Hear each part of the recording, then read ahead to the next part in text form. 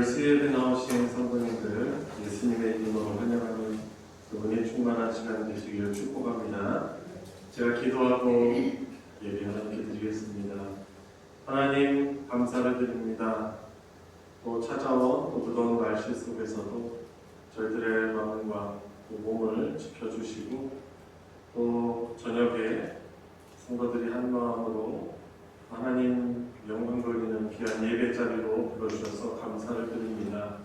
또 분주한 우리들의 일상과 또 각자의 상황 속에서 우리의 마음을 하나님께 주지 못하고 또 우리의 주어진 상황 속에 또 함몰되어서 살아온 우리들의 연약함과 또한 우리가 알고 모르고 지은 죄악을 주님 앞에 고백하오니 불쌍히 해주시고 또 제사함의 은혜를 허락하여 주시며 이 예배를 통하여서 하나님을 기쁘시게 하고 하나님 안에서 드리는 자유와 평강 또 복을 회복하게 하여 주시옵소서. 예배의 시정을 주님께 의탁드리며 우리 구주 예수 그리스도의 이름으로 기도드리옵나이다. 아멘. 우리 같이 아바 아버지 함께 하나님께 고백하겠습니다.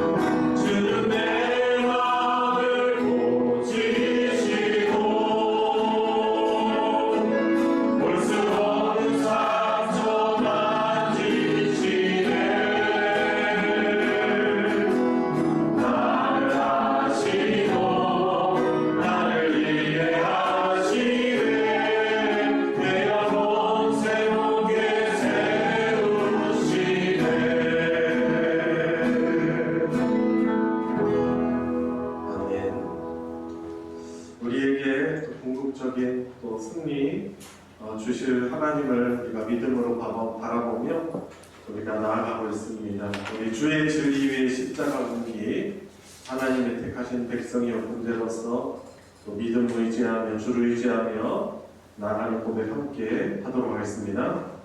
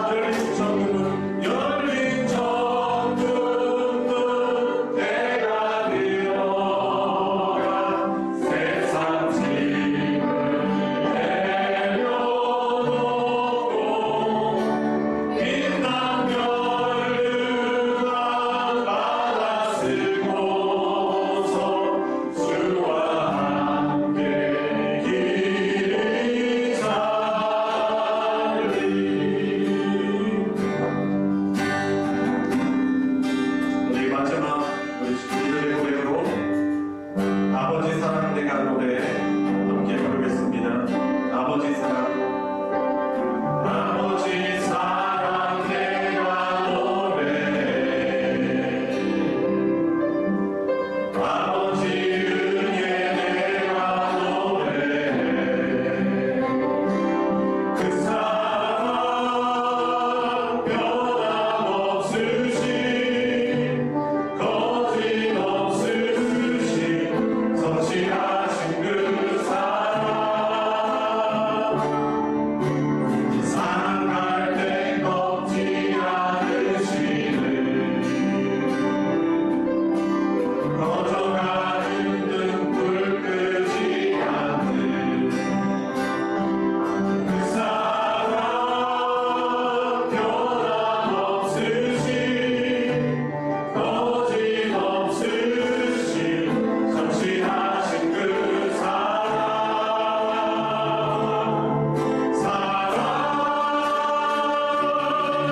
그 사랑 날 위해 죽으신 날 위해 다시 사신 예수 그리스도 다시 오실 그 사랑 죽음도 생명도 천사도 하늘의 어떤 권세도 끊을 수 없는 영원한 그 사랑 예수. 우리 처음부터 고백하겠습니다. 아버지 사랑 내가 노래 아버지 은혜 내가 노래 그 사랑 변함없으신 거짓없으신 성실하신 그 사랑할 때 꺾지 않으시는 꺼져가는 등불 끄지 않는 그 사랑 변함없으신 거짓없으신 성실하신 그 사랑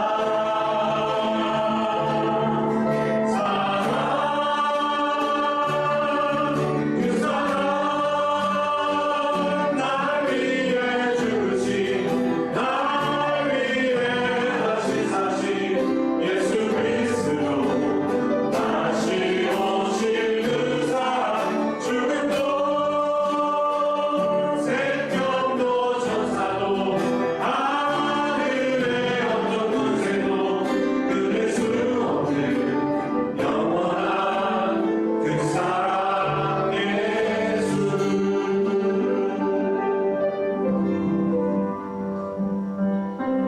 주님이 다시 오셔서 우리를 구원하셔서 완성하시고 구원을 완성하시고 참 위로와 또 참 하나님의 온전한 나라를 회복시켜 주신다는 것이 우리가 얼마나 큰 위로가 되는지 모릅니다.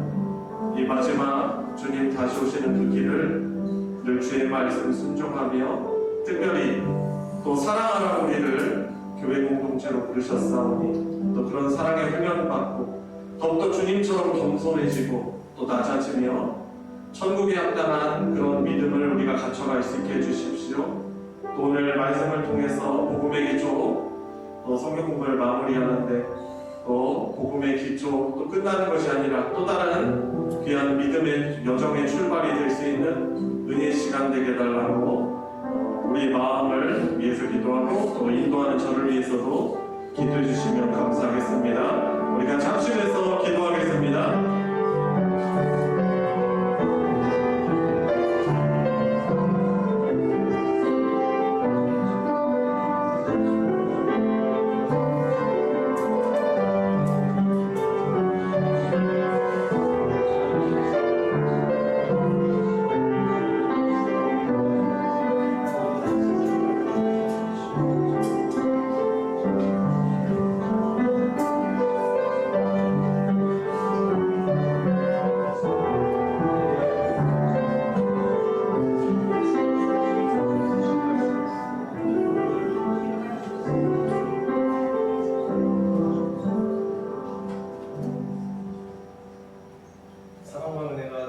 전능하신 하나님 아버지, 오늘도 저희를 예배의 자리로 불러주시고 주의 말씀 앞에 서게 하시니 감사를 드립니다.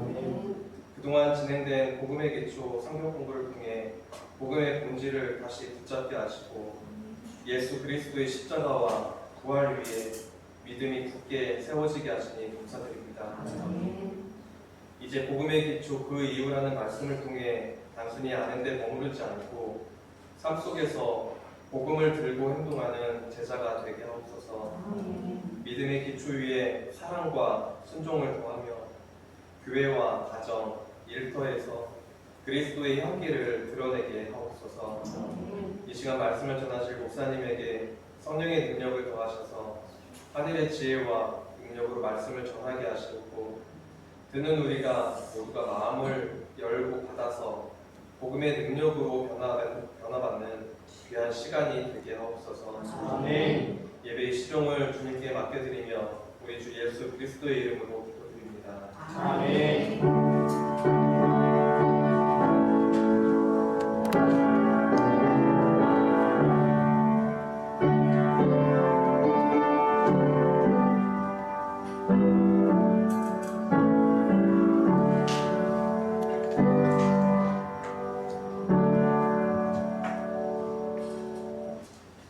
오늘 수요 성경 공부는 여러분들이 가지신 교재 168페이지에 복음의 기초 그 이후라는 부분이 있습니다.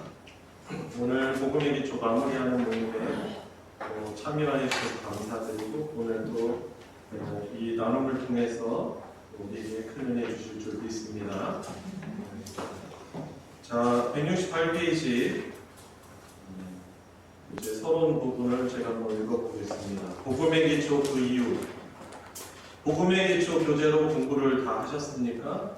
10주간 공부하느라 수고하셨습니다. 이 교재를 통해 복음을 열심히 배웠다면 아마도 놀라운 진리와 그 진리와 그 안에 담긴 하나님의 은혜로 큰 기쁨과 감사가 있었을 것입니다. 더욱더 믿음으로 우리 하나님 아버지와 주 예수 그리스도의 은혜 가운데 살아가시길 바랍니다. 어떤 분은 이 교재로 공부하신 후 공부를 마친 후 그렇다면 이제 어떡하지? 라는 생각을 할 것입니다.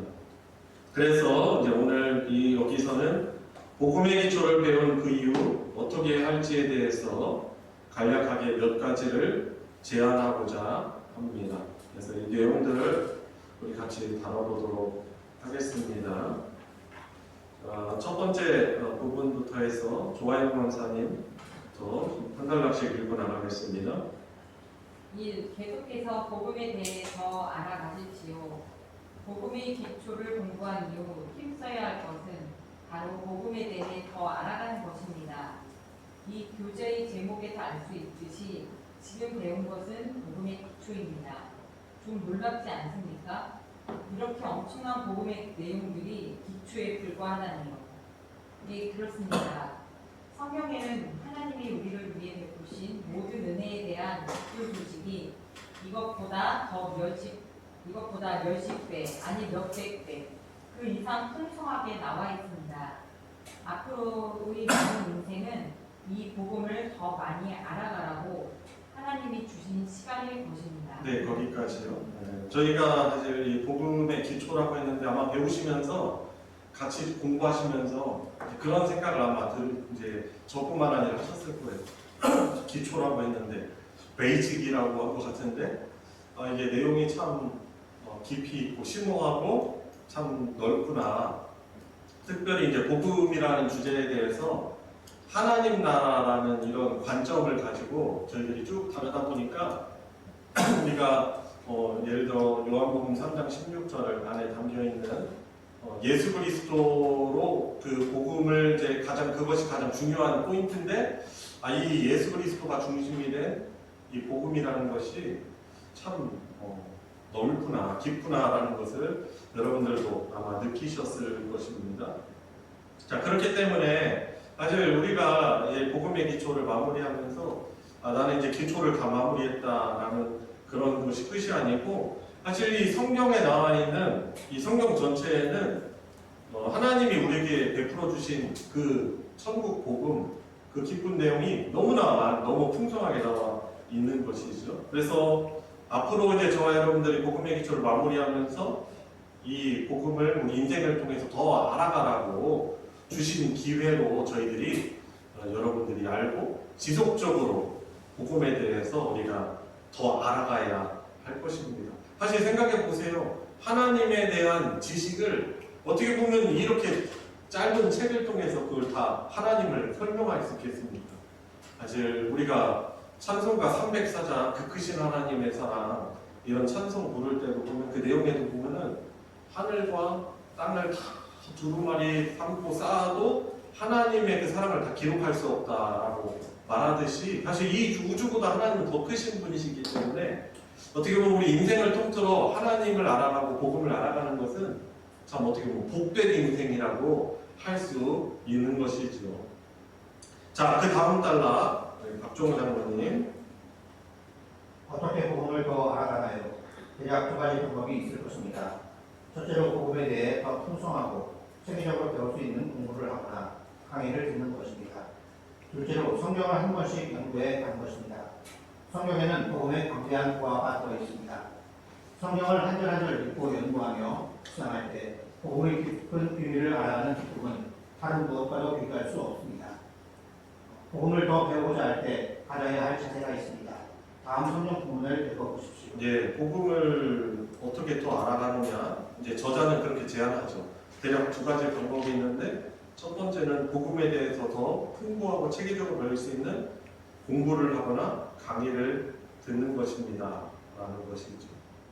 사실 저희가 이제 어떤 분은 이 복음의 기초 성경 공부를 몇 년 전에 처음 저희들이 같이 했었고, 반복해서 어떻게 보면 재수강하는 분들도 사실 계실 거예요. 근데 그때 처음에 들을 때는 이게 무슨 말인지 몰랐다가 또 그래도 들으면 콩나물 시루처럼 그저 물이 빠져나가는 것 같지만은 내가 그것을 들으면서 또 공부하면서 자라나는 것이 있다고 믿고 공부하셔서 아마 이번에 두 번째 혹은 세 번째 반복해서 공부하시는 분들은 더 많이 깨달으실 거고 더 풍부하게 아시지 않았을까 그런 생각을 합니다. 앞으로 기회가 되면은 이 복음에 대해서 더 이어서 또 다룰 수 있는 그런 양육 어떤 과정이 있었으면 좋겠습니다. 그래서 복음에 대해서 첫 번째로 복음에 대해서 체계적으로 공부할 수 있는 기회가 있으면 좋다. 그리고 두 번째로는 성경을 한 번씩 연구해 가는 것이다라고 말하고 있어요. 사실 이 성경을 연구하는 것을 사역자, 교육자, 목회자들만 한다고 생각하시면 오산입니다. 사실 우리는 평생 하나님의 말씀을 공부해 나가야 되는 그런 사람들이 그것이 사실 당연한 것이거든요. 성경을 한 번씩 연구해 가는 것이다 라고 이제 말하고 있는데 저희가 이제 매일 성경 큐티를 하고 있어요. 근데 이것이 그 한 텀, 그러니까 이 66권 성경을 묵상해 나가는데 6년이 걸립니다.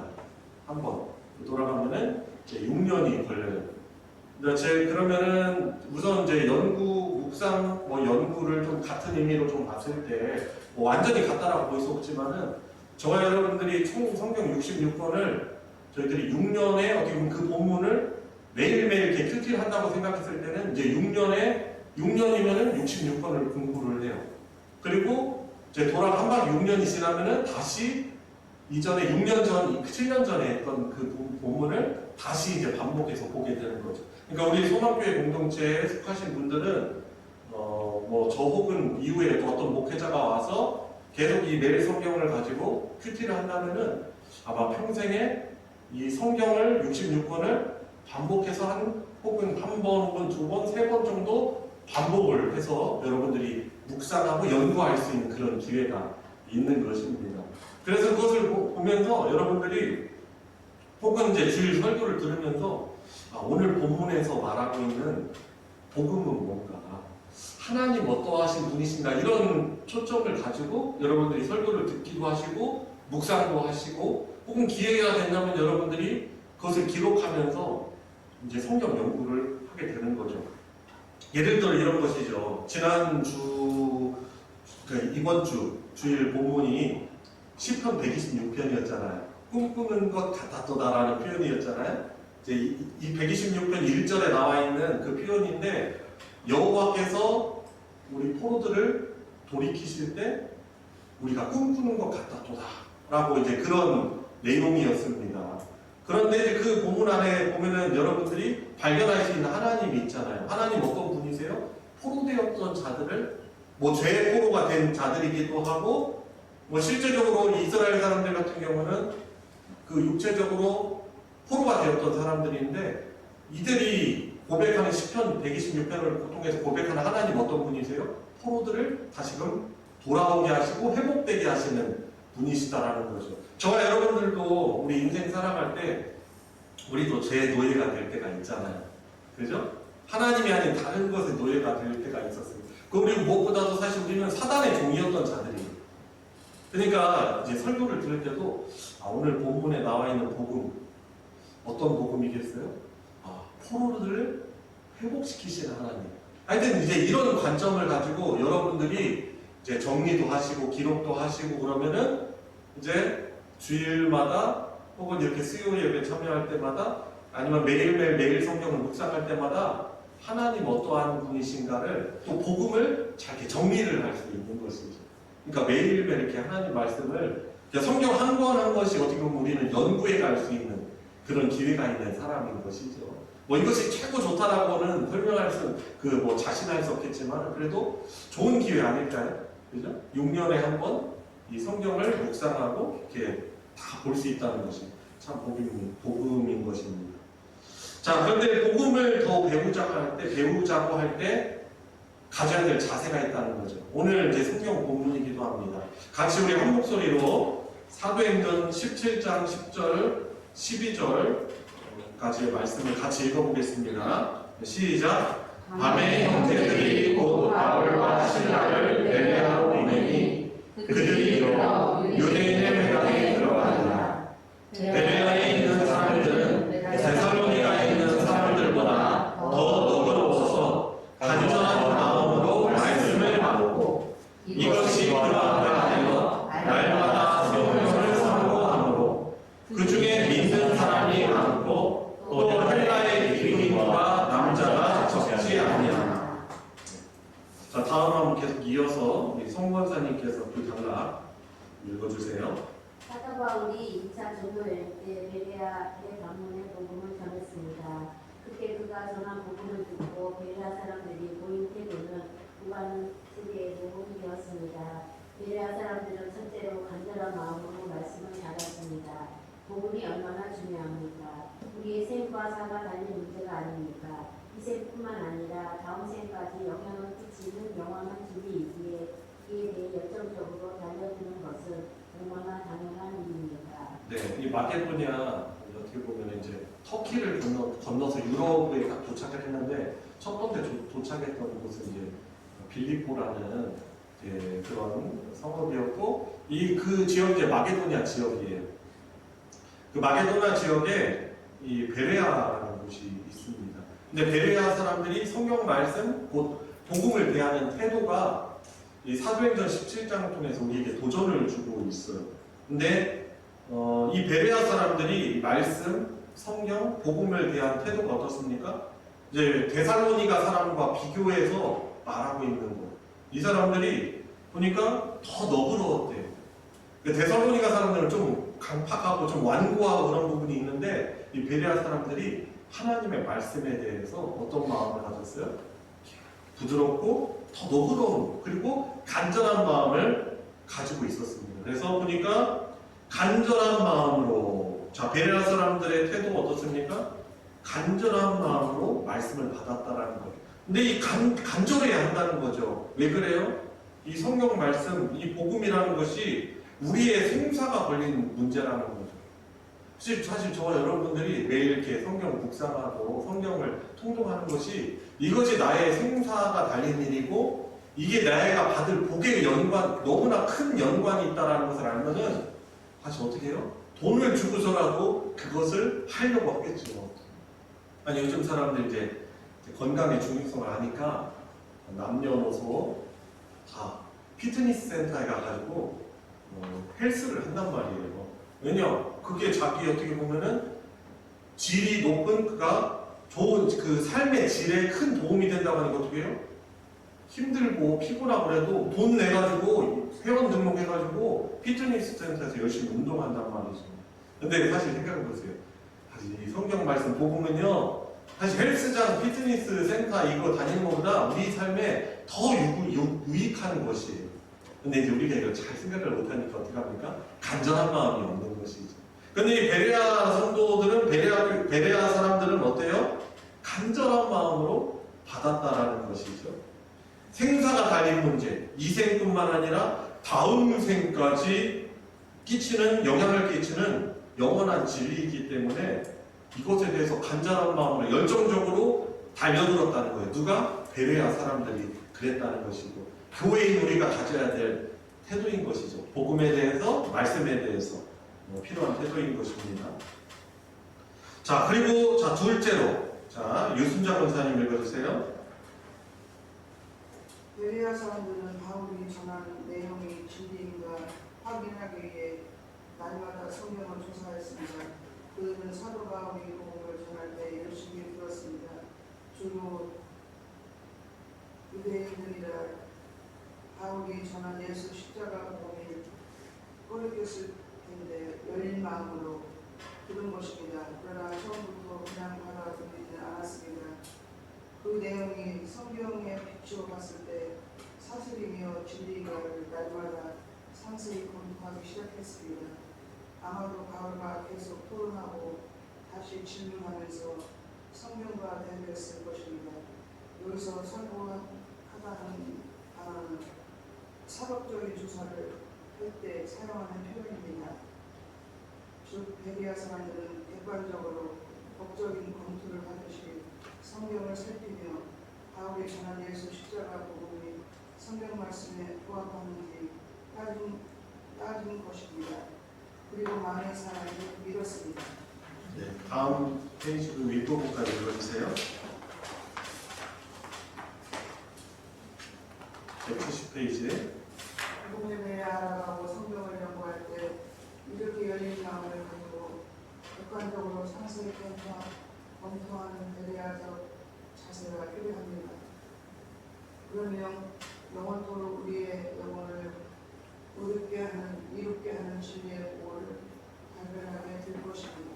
네, 복음을 더 잘 배우고자 할 때 필요한 자세 두 가지를 지금 말하고 있잖아요. 첫 번째는 간절한 마음으로 말씀을 받았다는 것이고, 지금 유순자 권사님 읽으신 부분은 그러면 어떻게 했어요? 그 바울이 전한 내용이 진리인가 확인하기 위해서 날마다, 이게 또 날마다라고 굳이 표현을 하고 있네요. 날마다 성경을 조사했다는 것이죠. 그래서 이게 상고하다라는 것은 한자어죠. 원래 자세할 상, 그리고 생각할 고, 자세하게 생각해봤다는 것이죠. 어떻게 보면 묵상도 거기에 그 안에 포함되는 범주 안에 포함되고요. 그래서 이 상고하다라는 말이 헬라어로는 아나크리노라는 단어예요. 한번 따라볼까요? 우리 헬라어 한번 읽어보긴 하자고요. 아나크리노. 이게 자세히 조사하다, 신문하다, 묻다, 경청하다 이런 뜻을 가지고 있어요. 그러니까 베레아적 자세가 이런 거죠. 말씀에 대해서. 그러니까 매일매일 아마 바울을 통해서 매일매일 그 성경 말씀을 배웠겠죠. 그런데 어떻게 해요? 그것을 아나크리노 했다는 것입니다. 자세하게 그리고 상고했다는 것입니다. 그래서 여기서도 한번 생각해 보세요. 10편 126편 자세하게 생각해 보십시오. 그러면 포로된 삶에서 자유케 하시는 그 분이 결국에 누구예요? 예수 그리스도. 그러니까 어떻게 보면 우리가 이제 연구를 하다 보면은 그냥 포로에서 돌아오게 되었다. 그들이 멸망한 지 이스라엘이 722년에 멸망하고 남유다는 586년에 멸망했다는데 북이스라엘이 멸망한 그 시점으로부터 70년 지나니까 포로에서 돌아왔다. 근데 이것을 돌아오게 하는 분이 누구예요? 하나님의 약속, 하나님이시죠. 여호와 하나님이시죠. 그래서 이제 그 시인이 여호와께서라고 이제 계속 고백하는 거예요. 그런데 결국 이제 그 상황뿐만 아니라 우리는 어떻게 보면은 그것을 성경적으로 또 구원론적 관점에서 생각해 볼 수 있잖아요. 아, 그러면은 우리를 죄의 포로로서 거기에서 돌아오길 구원하게 하시는 분이 누구신가? 한 발짝 더 나가서 떠올릴 수 있는 분이 누구세요? 예수 그리스도시죠. 그러니까 이제 보면 이제 베레아적 자세라는 것이 결국 어떻게 보면 연구를 하면서 우리가 이렇게 적어나갈 수 있는 것, 정리해 나갈 수 있는 것이죠. 그래서 이 베레아 사람들이 계속 바울과 토론하고 질문하고 날마다 상세히 그렇게 검토한 것이죠. 그래서 여러분들도 뭐 설교자인 저를 통해서 이제 설교를 들으시겠지만 어떻게 보면 이제 설교라는 것이 좀 일방적이에요. 그런데 여러분이 이렇게 들을 때 근데 그것이 과연 성경 전체적인 연척의 말씀에 이것이 부합하는가 여러분들이 잘 들어야 돼요. 뭐 아멘 하는 거 너무 중요하죠. 그런데 이것이 성경 전체의 진리와 어떤 연관이 있고 혹시 이것이 그 충돌되는 부분은 없는가 여러분들이 잘 들어야 하는 것이죠. 뭐 저에게 따지라는 그런 부분은 아니고 여러분들이 혹시 이해가 잘 안 되는 부분이 있는데 그것을 남겨두면 안 된다는 것입니다. 목사님이 그때 나눈 말씀이 사실 이게 무슨 내용이었어요? 제가 들을 때는 사실 이게 좀 잘 와닿지 않고 이것이 좀 진리와는 부합하지 않는다고 제가 그렇게 됐는데 근데 이게 쌓여가면은 신앙생활에 큰 문제가 생기는 거거든요. 그죠? 그래서 이런 배려하적 자세 날마다 이 상고하는 태도가 여러분들에게 필요한 거죠. 왜? 계속해서 복음을 알아가기 위해서는 이런 자세가 여러분들에게 필요한 것입니다. 자, 두 번째. 자, 오해경 원사님 2번 한번 읽어주세요. 자, 제목부터 해서. 복음이 믿어지지가 않는다고요? 어떤 분들은 복음의 기초에 대해 10주 동안 배웠더라도 이 예수 십자가 복음이 믿어지지 않을 수 있습니다. 일과에서 다른 하나님이 우주 만물을 창조하시면서 하나님의 나라, 곧 우리가 흔히 천국이라고 생각하는 곳을 만드시려고 했다니 사실부터 믿어지지 않을 수도 있습니다. 이럴 때 어떻게 해야 합니까? 다음 성경 본문을 읽어보십시오. 네, 읽어주세요. 로마서 10장 17절. 그러므로 믿음은 들음에서 나며 들음은 그리스도의 말씀으로 말미암으니라. 아멘. 네, 거기까지요. 어떤 분들은 일과 하나님의 천지창조, 이 천지창조의 목적이 뭐였어요? 하나님 나라를 만드시기 위한 것이죠. 그죠? 하나님 나라를 완성하시기 위해서 천지를 창조한 것으로 우리는 하나님 나라 관점으로 복음을 그렇게 일과를 하나님의 창조에 대해서 우리가 배운 것 아니겠습니까? 근데 이제 처음부터 이 부분에서 딱 막히시는 분들이 있어요. 내가 볼 때는 어느 정도 이제 그 진화론이나 이런 거라 유신 진화론이라고 하죠. 신에 대해서는 굳이 부정하지 않지만은 성경에서 말하는 7일 창조는 나는 못 받아들이겠다라는 거죠. 그래서 어떻게 보면 과학적 근거라고 생각이 되는 사실 과학적으로 완전히 근거 있는 것도 아니지만 이 45억 년이라는 이 과정을 통해서 하나님이 창조를 하신 거다 사실은. 그리고 진화되게 하시고 그러니까 적당히 이렇게 적절하게 타협을 하려는 그런 것 때문에 이 7일간의 창조 과정을 못 받아들이는 분들이 있을 수 있어요. 비대면으로 하시는 혹시 참여하시는 분들도 그런 분들 계실 수 있죠. 그런데 여기서부터 딱 막히는 것이죠. 이해가 잘 안 된다. 그런데 자 이제 다음 단락인 것입니다. 자 다음 단락 우리 김일태 장로님께서 읽어주세요. 벌써 믿음이 생기지 않는다 하더라도 너무 실망하지 마십시오.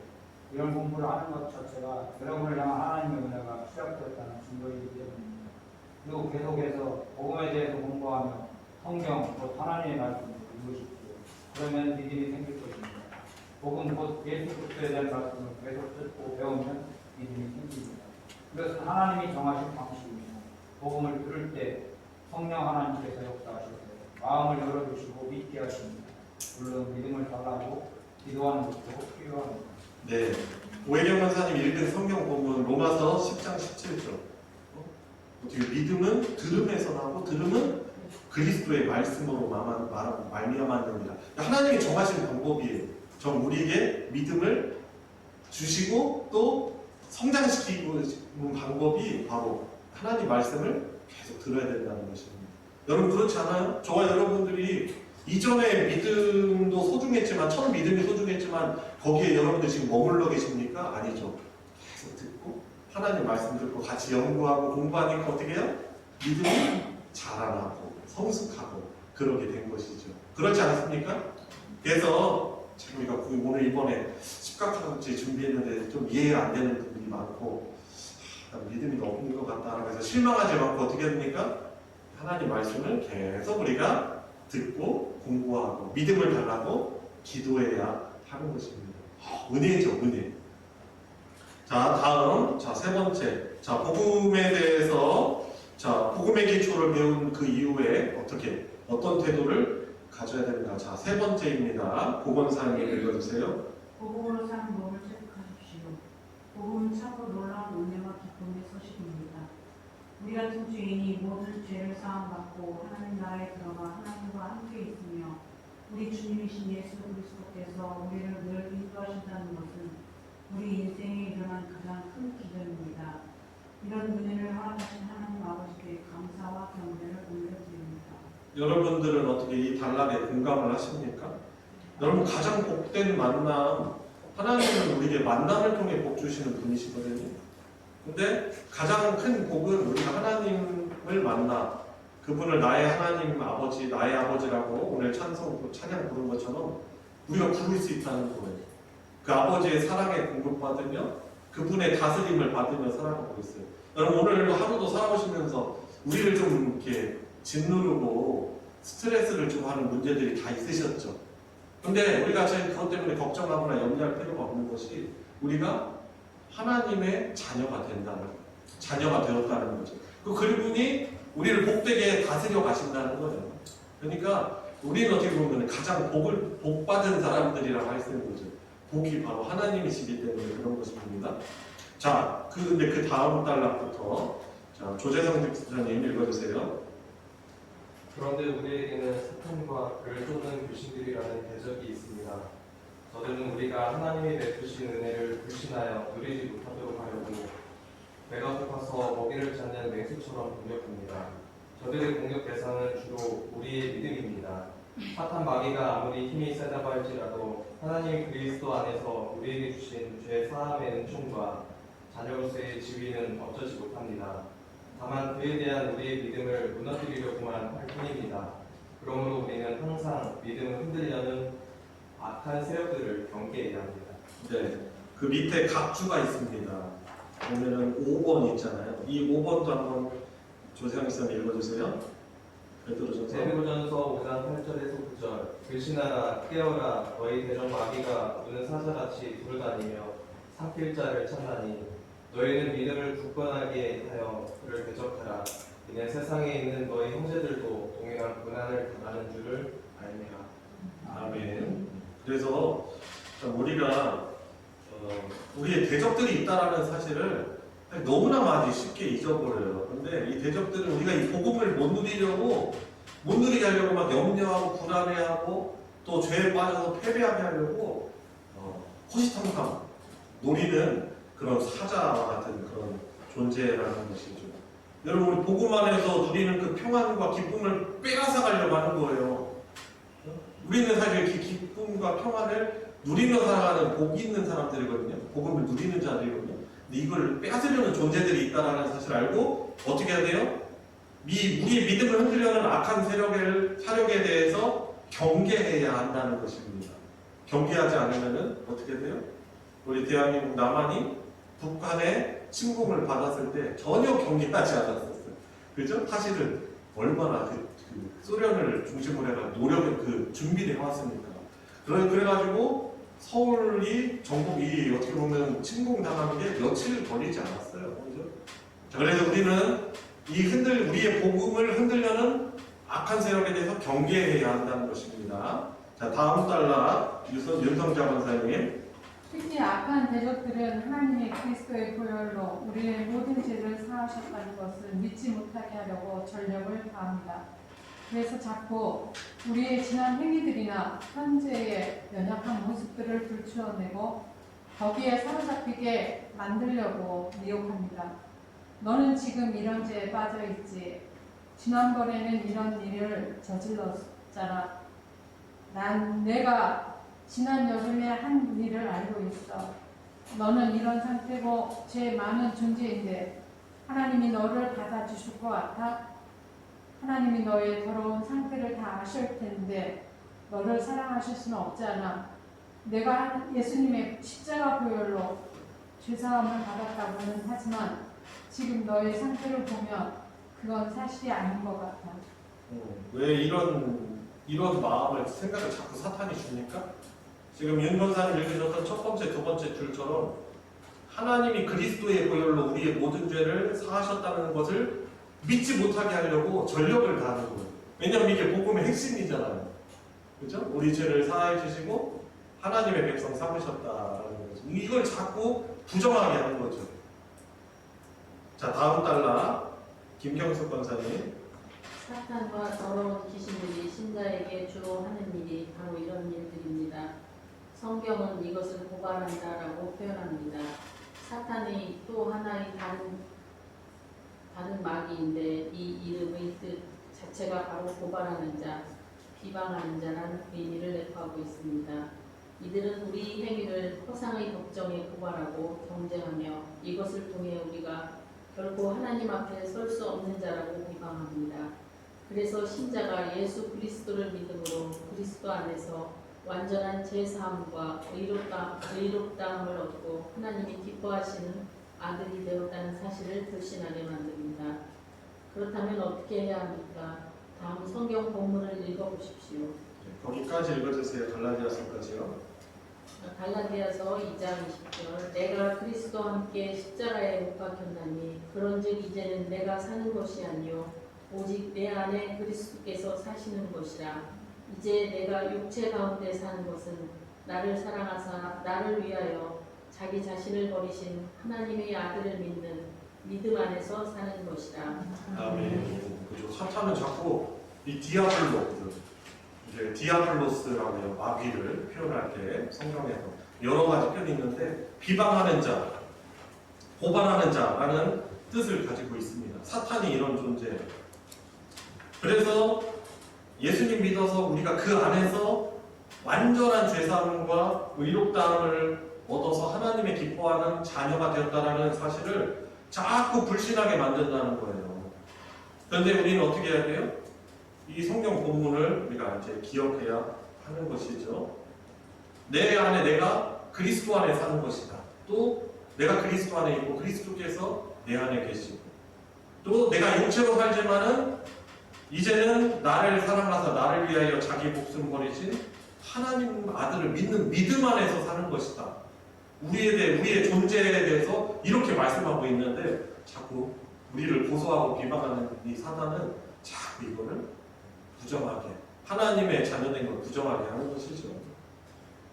자, 그래서 6번 각주 있습니다. 우리 각주 부분을 명식 장로님께서 읽어주세요. 실제로 우리는 이미 하나님의 법정에서 그리스도의 보혈의 은총으로 의롭다함을 선고받은 위인이다.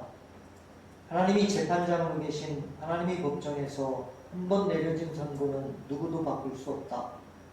사탄이 우리를 다시 법정으로 끌고 가려는 것은 다 가짜요 허상이다. 그런 법정은 없으며 어느 누구도 하나님이 의롭다 하신 자를 죄 있다고 정죄할 수는 없다. 사탄이 하는 짓은 다 거짓말이다. 로마서 8장 30장에서 30까지. 누가 능히 하나님께 선택하신 자들을 고발하리요. 의롭다 하신 이는 하나님이시니 누가 정죄하리요. 죽으실 뿐 아니라 다시 살아나신 이는 그리스도 예수시니 그는 하나님 우편에 계신 자요 우리를 위하여 간구하시는 자신이라. 아멘. 여러분 우리가 삶이 완전히 깨끗하다 그런 말 하는 게 아니고 우리는 하나님의 법 안에서 하나님의 법정에서 의롭다라고 하나님이 그렇게 판정을 내리신 존재라는 것입니다. 연약하게 쓰러지고 넘어질 때가 있지만 우리는 그 하나님 나라 법 안에서 이미 하나님의 자녀로 살아간다는 거죠. 참 얼마나 복음입니까?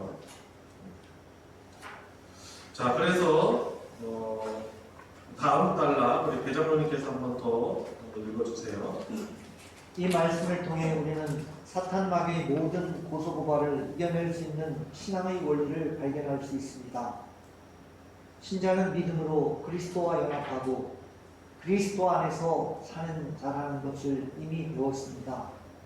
그리스도 안에 거하기 때문에 그리스도에게 일어난 일은 그 안에 거하는 모든 신자에게 일어난 것입니다. 이것은 십자가에서 죽으시고 3일 만에 부활하신 사실에도 동일하게 적용됩니다. 네, 여러분 우리의 그 존재는 바로 being in Christ, 그리스도 안에서 사는 자예요. 예수님과 연합하였기 때문에 그리스도 안에서 살아가는 자라는 것이죠. 자, 다음 달라 조하영 권사님 읽어주세요. 우리는 그리스도와 함께 십자가에서 죽었습니다. 그리고 3일 만에 그리스도와 함께 살아났습니다. 십자가에서 죽은 나는 옛사람입니다. 그리고 부활한 나는 새사람입니다. 옛사람은 그리스도 안에서 그의 형벌을 받아 죽었고 모든 죄값을 치렀습니다. 부활한 새사람은 더 이상 죄와 죄의 형벌인 사망 아래에 있는 존재가 아닙니다. 죄와 아무 상관없이 하나님 앞에서 완전한 의를 성취하신 그리스도 안에 있는 존재입니다. 그러므로 이제 사는 것은 내가 아니라 그리스도입니다. 이것이 믿음으로 그리스도와 합하여 그 안에 사는 사람에 대한 존재론적 정의입니다. 네, 그래서 예수님이 그 일을 우리를 위해서 행하신 거예요. 그리고 우리는 그분과 성령 안에서 믿음으로 연합한 자들인 거죠. 한번 따라해볼까요? 그리스도와 연합한 자. 그리스도와 연합한 자. 그죠? 우리는 그리스도와 연합한 자죠. 그렇기 때문에 우리를 교회라고 부르는 거예요. 주님은 교회의 머리시다라고 하고 우리는 바로 주님의 몸인 교회다라고 말하는 것이죠. 이게 우리의 존재론적 정의라는 것입니다. 자, 다음 달라 박장로님. 사탄은 끊임없이 내 사람에게나 조금되는 원리로 우리를 비방합니다. 우리의 과거의 행위까지 일일이 상기시키며 정리하려고 합니다. 그러나 우리의 모든 죄는 다 해결되었습니다. 지금 우리가 지은 죄도 역시 그리스도 안에서 그분이 십자가 보혈로 해결되었습니다. 뿐만 아니라 우리는 더 이상 현재 우리의 존재됨으로 평가받지 않습니다. 왜냐하면 우리는 이미 죽었고 이제 우리 대신 그리스도가 사시기 때문입니다. 네, 그래서 우리 심판을 받을 대상인 옛사람 그 의미로 우리는 이미 죽었고 이제 우리 대신 그리스도가 사시는 존재, 그리스도 안에서 그분의 의를 선물로 받아 완전한 의인으로 간주되는 새 사람의 존재론적 실체, 우리 대신 그리스도가 우리 안에 사시는 것, 그렇죠? 그런 존재인 것입니다. 자, 다음 달라 성권사님이 읽어주세요. 사탄이 우리를 고발하고 정죄한다고요? 불가능합니다. 이는 의미 없기 때문입니다. 믿음으로 그리스도 안에 거하는 우리를 고발하려 한다면 그것은 결국 그리스도를 고발하는 셈입니다. 사탄이 감히 그리스도를 고발한다면 그리스도가 정죄받아야 할 죄인이라고 고발하는 겁니다. 이것은 말도 안 됩니다. 사탄은 이미 그분의 십자가 보혈로 완전히 회망한 존재입니다. 무력화되었고 그 수족이 결박당했습니다. 감히 그분의 이름 앞에 얼굴을 들지 못하며 그 안에 거하는 신자들을 만나지도 못합니다. 그러므로 사랑하는 형제자매 여러분, 사탄 마귀가 더럽고 악한 신들이 모든 고소고발에서 벗어나십시오. 예수님의 보혈의 능력으로 이미 이루어진 모든 죄사함과 의롭다함을 받은 은혜를 위로 돌리려는 모든 공격과 모함을 이겨내십시오. 악한 대적들은 우리를 속이려고 거짓말을 하고 있습니다. 다 이루었다고 우리 주님께서 말씀하셨는데 마치 아직 이루어지지 않느냐, 마치 우리가 더 선해져야 이루어질 것처럼 속지 마십시오. 오직 십자가를 통해 이미 이루어졌다는 성경 말씀을 깊이 신뢰하십시오. 네, 그래서 우리가 어떤 행함으로 구원받고 의로워진 것이 아니잖아요. 그죠? 이런 행위 구원이 아니잖아요. 성경은 우리가 하나님의 이 주권적인 선택과 또 예정과 하나님의 은혜로 구원받았음을 말한단 말이죠. 그래서 하나님 우리를 바라보실 때 이제 그것을 예수 그리스도로 가능케 하셨기 때문에 우리를 바라보실 때 예수 그리스도를 바라보시듯 우리를 바라보시면서 예수 그리스도 안에 있는 우리를 기뻐하시는 거, 얼마나 사랑스러워하시는 거. 저와 여러분들이 하나님의 놀라운 사랑받는 자들인 거예요. 그게 극명하게 드러난 것이 예수님의 십자가 사랑이고요. 그래서 우리 자신을 그렇게 바라봐야 되는 것이죠. 그리고 우리 지체들을 바라볼 때도 이런 하나님의 시각으로 바라봐야 되는 거죠. 사단처럼 고소하거나 정죄하거나 비난하는 것이 아니고 이 하나님의 관점으로 우리가 우리 지체들을 교회 공동체를 바라봐야 하는 것입니다. 자, 다음 달라 유건사님 읽어주세요. 만일 거짓말만 하는 악한 세력들이 고발에 넘어가는 주의 사람의 은혜가 힘해집니다. 하나님 앞에서 온전한 의인으로서 일단은 확신이 흔들립니다. 하나님이 나를 기뻐하시고 사랑하신다는 마음이 약해집니다. 하나님의 은혜에 멈춘 하나님 나라의 복을 누린다는 생각이 위축됩니다. 하나님의 사람으로서 하나님의 쓰시는 존귀한 믿음이라는 자의식이 의심됩니다. 그래서 하나님이 그리스도 안에서 주신 하늘에 속한 모든 신령한 복을 누리지 못합니다. 그래서 영적으로 연약한 자가 됩니다. 이런 상태가 장기간 지속되면 영적 우울증에 빠져 큰 고통을 당합니다. 네, 여러분 그 사탄은요 이미 예수 그리스도를 통해서 사실 수족이 결박된 거예요. 하나님이 우리를 붙들고 계시기 때문에 사탄이 사실 어떻게 보면 우리를 어떤 죽음으로 심판으로 다시금 바꾸지 못하는 거예요. 그래서 그 각주 한번 보세요. 8번째 있죠. 여기 보면은 요한일서 5장 18절 이 부분 같이 읽어봅시다. 시작. 하나님께로부터 나신 자가 그를 지키심에 악한 자가 그를 만지지도 못하느니라. 예. 그리고 9번째 그 부분 각주 보면 마태복음 말씀 있죠. 3장 17절 말씀. 자, 같이 읽어보겠습니다. 하늘로부터 소리가 있어 말씀하시되 이는 내 사랑하는 아들이요 내 기뻐하는 자라 하시니라. 예수 그리스도에게 하신 하나님의 이 말씀은 이제 그리스도 안에서 그분의 아들됨의 지위에 함께 참여한 우리에게도 해당되는 말씀이다. 이는 우리 모두는 하나님의 기뻐하시는 자녀들이다. 그죠? 우리는 이렇게 연결해서 우리 자신을 그렇게 이해해야 하는 것입니다. 자, 여튼 우리가 거짓말만 하는 이런 악한 세력들의 고발에 넘어가고 그러면은 이 죄사함의 의미가 희미해진다는 것이죠. 그죠? 사랑하신다는 마음이 약해지고 그리고 하나님의 복을 누린다는 이 생각이 자꾸 위축이 됩니다. 그리고 내가 하나님의 사람으로서 하나님이 사용하시고 원하시는 존귀한 일꾼이라는 이 자의식이 자꾸 의심되고 사라지게 되는 것입니다. 그 하나님께서 우리에게 주신 하늘의 신령한 복을 못 누리고 영적인 우울증에 우리가 빠질 수 있는 것입니다. 그래서 신앙생활하면서 기쁨, 복음의 기쁨, 구원의 기쁨을 우리가 상실한 채 영적인 우울증에 우리도 빠질 수 있는 것입니다. 자, 그래서 다음 달라 외경 원장님. 우리는 절대로 이렇게 되어서는 안 됩니다. 이렇게 하나님이 그리스도 안에서 주신 은혜에서 떨어져 나가도록 그냥 두지 마십시오.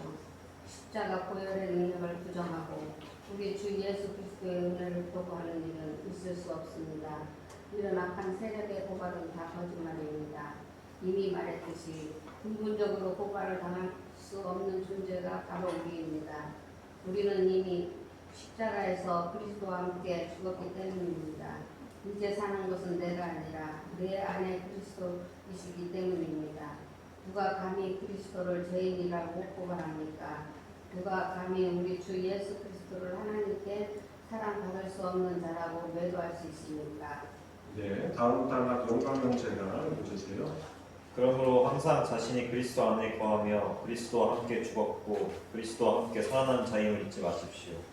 어떤 순간에도 이 사실을 잊지 마십시오. 하나님이 우리에게 베푸신 그 모든 구원의 능력, 그리스도께서 우리를 위해 행하신 그 모든 구원의 은혜를 항상 기억해야 합니다. 우리 모든 신자는 믿음으로 말미암아 그리스도와 합하여 그 안에 거한다는 사실을 날마다 붙잡으십시오. 이것이 바로 나를 사랑하사 나를 위하여 자기 자신을 버리신 하나님의 아들을 믿는 믿음 안에서 사는 것입니다. 그렇죠? 바로 그 낙심과 넘어짐과 그죠? 죄를 이기는 능력이 바로 여기 있는 거죠. 나는 그리스도 안에 있는 자다. 나는 그리고 내 안에 그리스도께서 사신다. 그렇죠? 나는 그리스도와 연합한 존재다. 이것이 그 복을 누리는 그런 방법인 것이죠.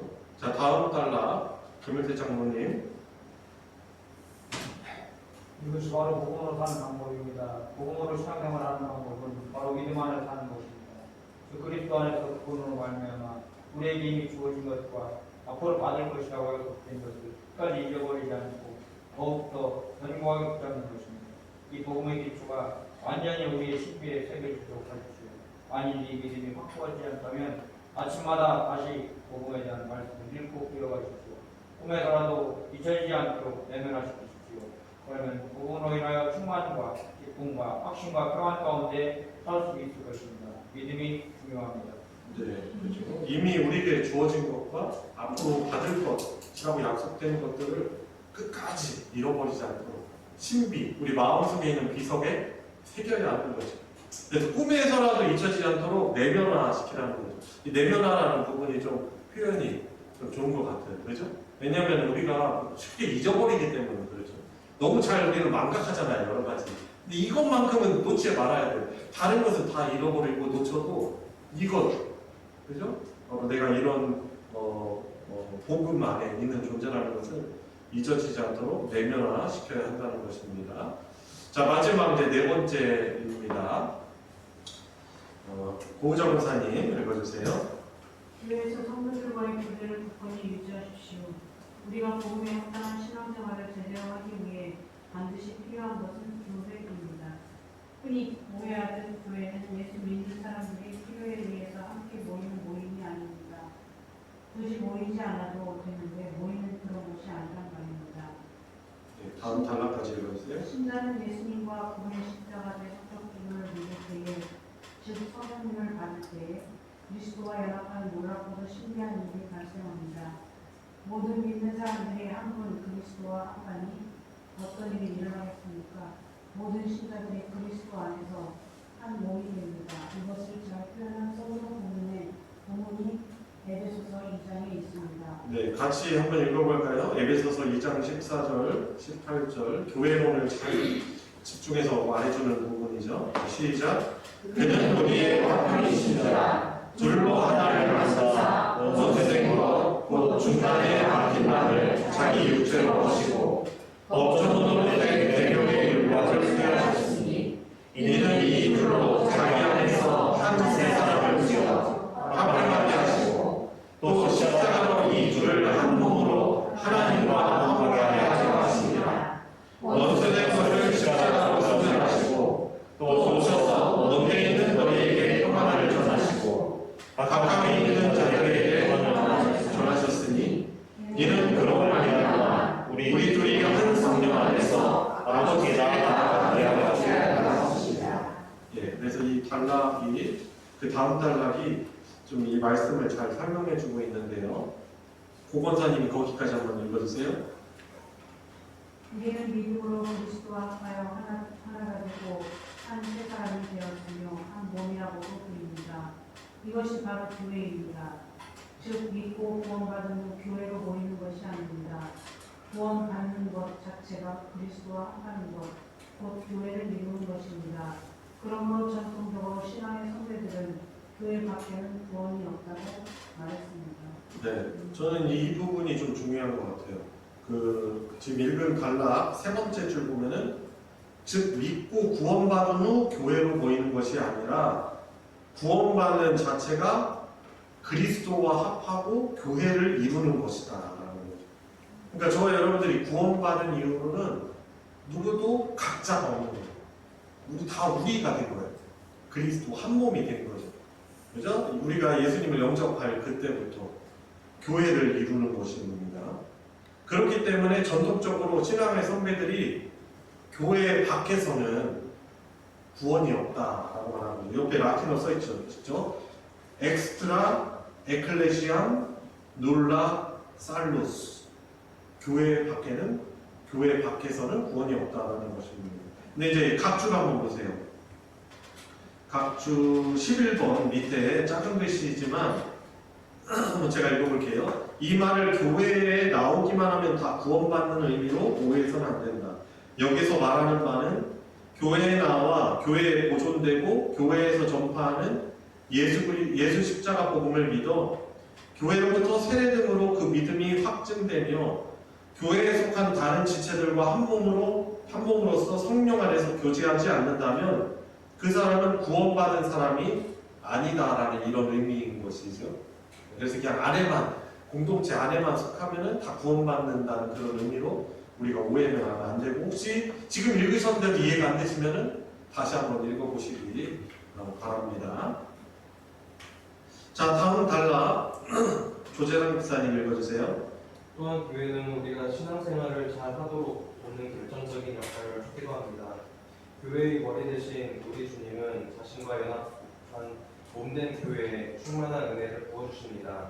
그래서 교회에 속한 모든 신자들이 주님의 것을 충만히 공급받아 마음과 기쁨과 부유함 가운데 주님에게까지 자라가도록 했습니다.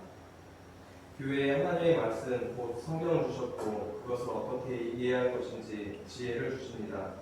교회에 각종 말씀을 전하고 가르치는 목사와 교사를 주십니다.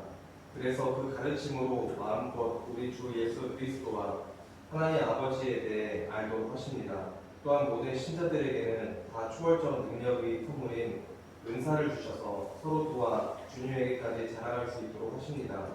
교회를 위협하는 대적들이나 거짓 가르침들에 대해서는 이겨낼 수 있도록 보호하십니다. 네, 그렇죠. 교회가 그래서 우리가 신앙생활을 잘 하도록 돕는 결정적인 역할을 하는 거죠. 그래서 좋은 교회를 만나야 되고, 그런 교회 공동체에 소속되어 있어야 하는 것입니다.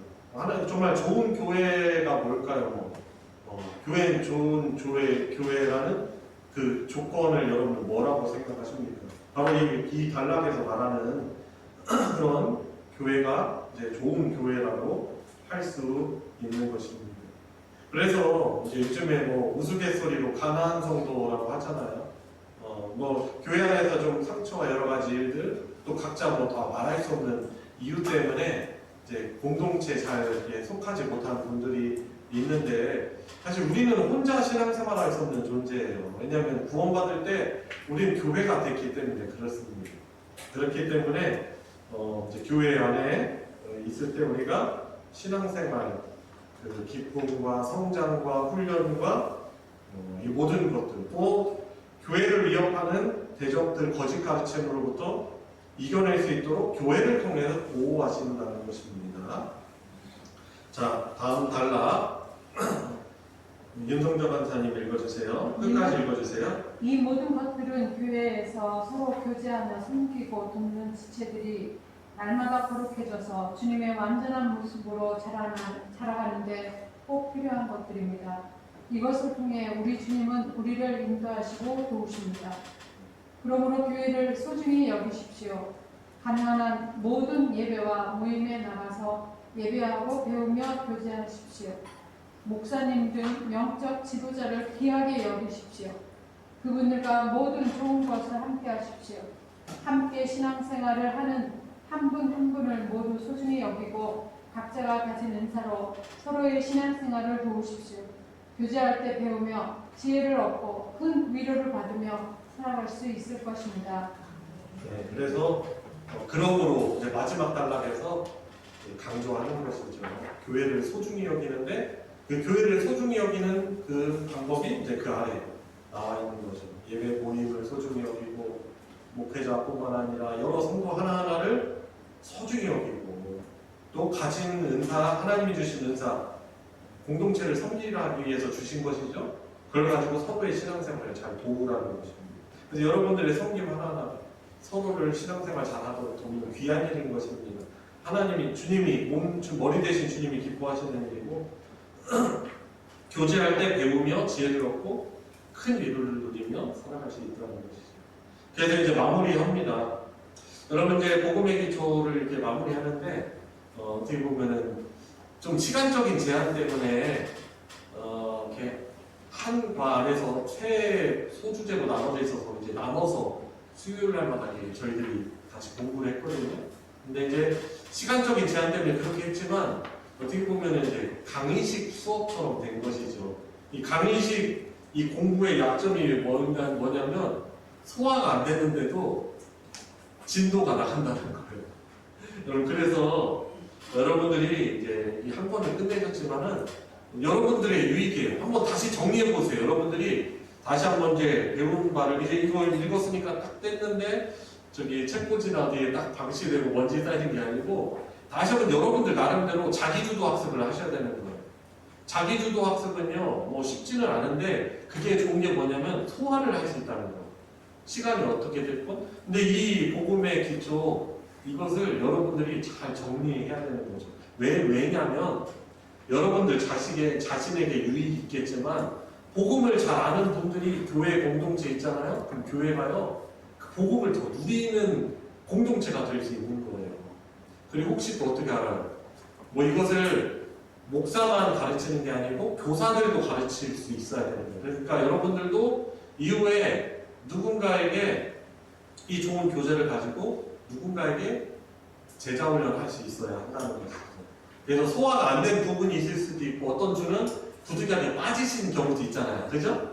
그러니까 다시 한번 여러분들이 잘 자기주도 학습으로 한번 다시 한번 복습하시면서 혹시 잘 이해가 안 되는 부분들은 저에게 또 질문도 하시고 잘 수고하시길 바랍니다. 자, 이제 시작인 것이죠. 우리 같이 기도하도록 하겠습니다. 우리 같이 합심해서 기도할 때 우리 두 번만 나눠서 기도하도록 하겠습니다. 하나님, 이 복음을 누릴 수 있는 복된 인생을 살게 해주시니 주님 감사를 드립니다. 지속적으로 그 복음을 알아가고 또 배워가게 해주시고 우리 교회 공동체가 이 복음에 또한 합당한 복음의 진리에 합당한 그런 건강한 교회로 또한 세워지고 자라나가게 해주십시오. 또 복음의 또 기초를 통해서 다시금 신앙이 또 성장할 수 있는 좋은 전환점, 시작점이 되게 해주십시오. 우리 같이 합심해서 기도하도록 하겠습니다. 하나님 아버지, 주님의 은혜에 감사를 드립니다.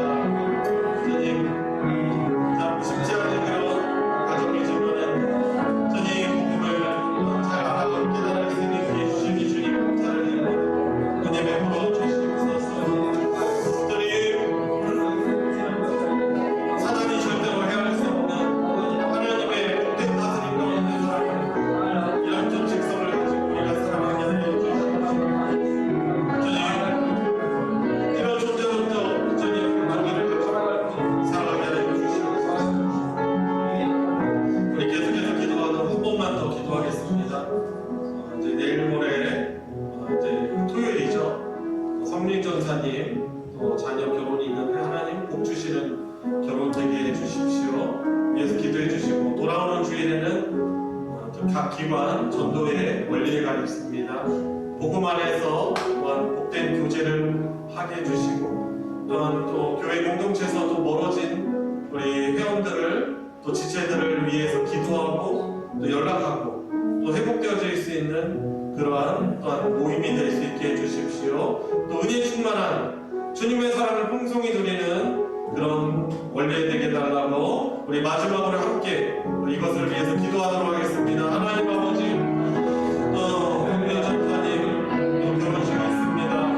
하나님께 주셔서 하나님의 뜻이 이루어 주시는 은혜가 있게 해주시옵소서.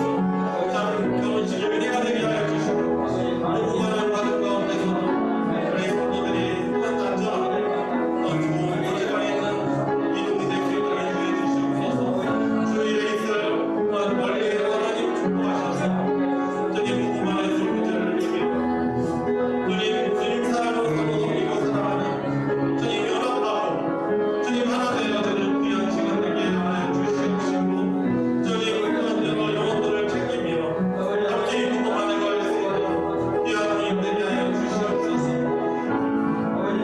하나님 아버지 감사드립니다. 짧고도 또 길게 느껴지기도 하고 그러나도 짧은 이 인생 가운데 이 복음의 기치로 성경 공부를 통해서 하나님 나라 관점으로 하나님 나라 또 이 복음을 또한 함께 공부하고 연구할 수 있는 기회 주시니 주님 감사를 드립니다. 온 성도들이 주의 말씀을 사모하는 믿음으로 주님 인생 살아가면서 주님 이 성경을 한 번이라도 또 통독하고 또한 이 복음, 이 성경 안에 담겨있는 이 복음의 진리들을 더욱더 알아가는 또한 이것을 누려가는 은혜가 우리 소망교회 공동체에 있게 하여 주시옵소서. 통독할 뿐만 아니라 또 이것을 6년마다 한 번씩 주님 6년마다 이 성경 전체를 또 묵상하며 연구할 수 있는 기회가 복이 우리에게 있게 하여 주시옵시고 말씀에 헌신되고 복음에 헌신될 수 있는 그러한 복이 우리 소망교회 공동체 우리 모든 성도들에게 있게 하여 주시옵소서. 이 하나님 어떠한 분이시고 우리에게 어떤 복을 주셨는가를 알아감에 따라 주님 이 악하고 험한 세상 속에 살아가지만 하나님께서 주시는 놀라운 그 다스림과 주시는 천국의 평강과 또한 세상 어떤 것도 줄 수 없는 하나님이 주실 수 있는 천국의 기쁨이 우리 성도들의 삶에 충만케 해주시고 때로는 우리들에게 주어진 연약함과 어려움을 통해서 잠시 우리가 근심하고 낙심할 수 있지만 우리에게 주어진 이 놀라운 복된 존재, 복음을 누리는 존재임을 알고 기쁨이 회복되어지고 감사가 회복되어지고 하나님의 그 다스려 주시는 손길이 우리 성도들의 삶 가운데 풍성히 누려지고 경험되게 하여 주시옵소서. 앞으로의 모든 우리의 삶들도 이 복음을 더욱더 풍성히 누리게 하여 주시길 원합니다. 우리 구주 예수 그리스도의 이름으로 기도드리옵나이다. 아멘. 주기도로 마치겠습니다.